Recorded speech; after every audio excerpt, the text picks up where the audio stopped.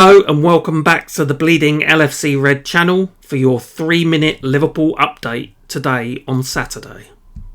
We start with Federico Chiesa, a hero on Friday night as he came off the bench to score the all-important third goal in Liverpool's 4-2 victory over Bournemouth at Anfield. The Italian has had very limited game time since joining from Juventus a year ago, something that I'm sure has frustrated him, as I know it's frustrated me and other Liverpool fans that he's only had such limited opportunities.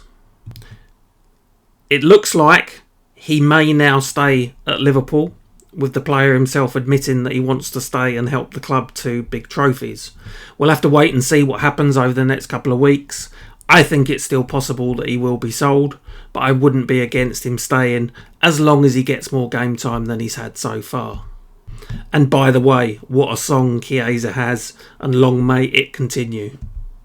Moving on, Marc Guehi. There were rumours earlier in the week that Liverpool and Crystal Palace were close to agreeing a deal for about £35 million for the England international.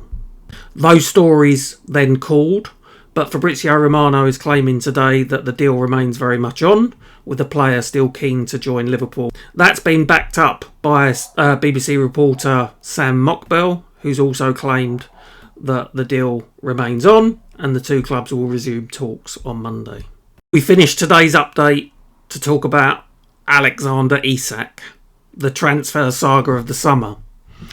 As expected, he played no part in Newcastle's 0-0 draw with 10-man Aston Villa in their opening Premier League encounter. After the game, Eddie Howe was asked about the latest on the striker, and whilst he insisted that there is a way back, he was keen to point out that he would like to see a resolution as soon as possible. So where do I think this one ends up? Well, nothing has really changed. Newcastle do not seem to be offering any encouragement to Liverpool that a deal is possible, and are still unlikely to sell until a replacement is found. Let's not forget, it's not only Isak that we're talking about replacing, it's also Callum Wilson, who has departed for West Ham. The need for a speedy resolution for Liverpool is also important. As things stand, after the tragic loss of Diogo Jota and the sales of Darwin Núñez and Luis Diaz, the Reds are only left with Mohamed Salah, Cody Gakpo, Hugo Ekitike and Chiesa as senior options, leaving them probably one or two players short in attack.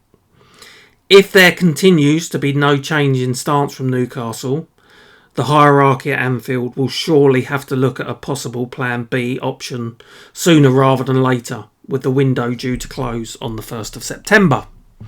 Despite the need for a hasty resolution, however, and with the two teams due to play each other in just 9 days' time, I would not be surprised if this one was to go down to the wire, and maybe Liverpool look to bring in a wide player in the meantime to give them some further depth in attack in case a deal for Isak cannot be done.